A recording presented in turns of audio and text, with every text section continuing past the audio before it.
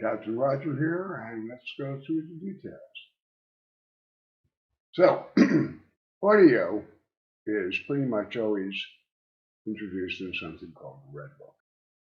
Redbook is the formal definition of CD quality. And what it does is it takes the analog audio and slices it up into digital samples, 44,100 per second. The number of different audio tones captured is about 22,000 in 32 bits per data slice. Now, the average human can hear about 20,000 different frequencies, so it sounds like we're all good. Unfortunately, we're not. Each slice represents a single frequency. A frequency is not a note. Notes have other characteristics that have to be captured. Volume, overtones. It takes multiple slices to make up a note.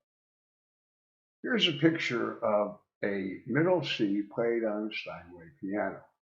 You'll notice that there's a high peak down near the left-hand side, and that's actually the middle C, and all of the rest of those peaks to the right and to the left are called overtones.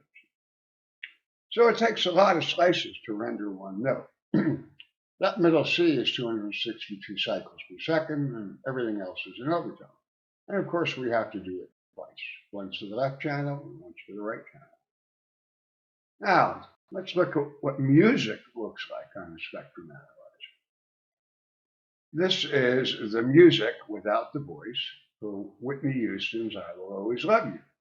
You can see there's a lot of slices there to reproduce all the frequencies and the volume of each frequency. We've learned that the number of slices matters a lot. And 44,100 doesn't sound like that many. So the actual Redbook standard uses something called post-call modulation to encode the audio, the volume, and error correction. And there is actually no one-to-one correspondence between the slice and the frequency. But as they say, it's good enough for government. Well, what about streaming? We need to move 44,100 samples across the internet. That's about 2.6 megabits per second. Now, the ear can hear a change in about 30 microseconds. In other words, the ear can distinguish 300,000 separate sound instances per second.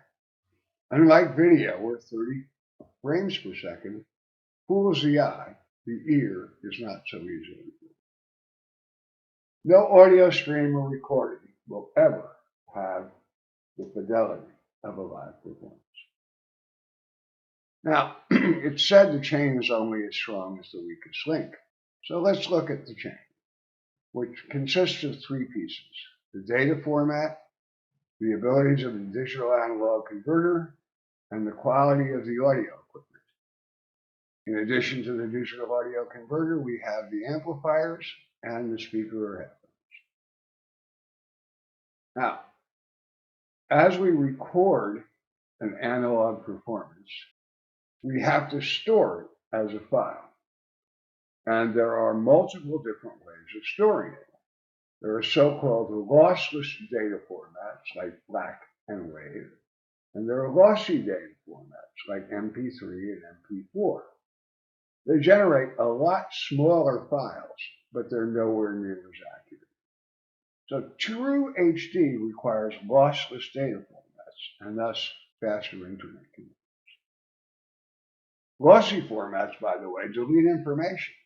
So unless the audio was originally mastered in the lossless format, converting it from, say, MP3 to FLAC will not restore the lost data.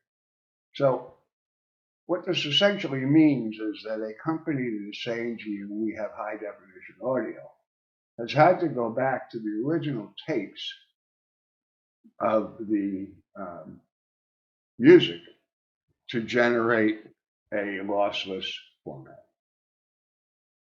Now, what does the analog digital converter do? Well, it's a computer thing in there.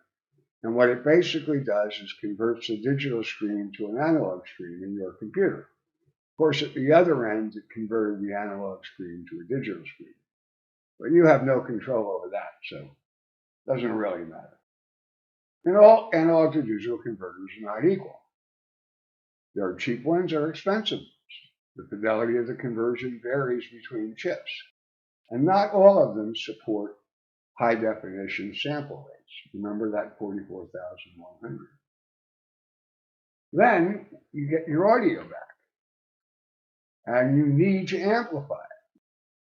Now, the amplifier boosts the output of the AD converter to a volume you can hear. And as audiophiles will tell you, not all amplifiers are created equally. They introduce noise, they affect equalization. They're not flat. An amplifier will generate a slightly different mix of lows and mids and highs than a different amplifier. And we call that color.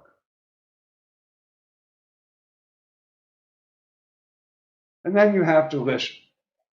And on average, your computer speakers aren't high quality. And let's face it, your $33.99 earbuds have no quality at all. So external speakers are quality earphones are less. We can overcome this, though. The solution is an external device. This example is a Focusrite Scarlett Solo, about $120 US. It's an external analog to digital converter and an amplifier, and it connects to your computer via USB.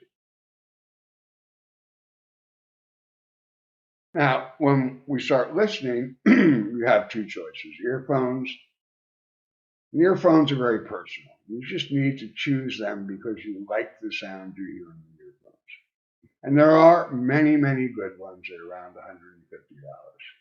Unless your ears are exceptional, going more expensive is probably not worth it. And then again, in speakers, choose because you like the sound. There are astronomically expensive speakers and there are relatively inexpensive speakers. You have a choice between a traditional hi-fi speaker, which tries to render all of the frequencies from the very lows to the very highs in the most flat way possible, possibly adding a subwoofer to give you more boom in the bass, and then a different category. They're called near field speakers, and they're designed for smaller rooms or for a listener who's sitting close to the speaker. And what they do as a result is they sacrifice space response. So, in summary, before you start spending money on a monthly HD audio subscription, make sure your equipment is up to the challenge. Thanks for watching. Hope you come back.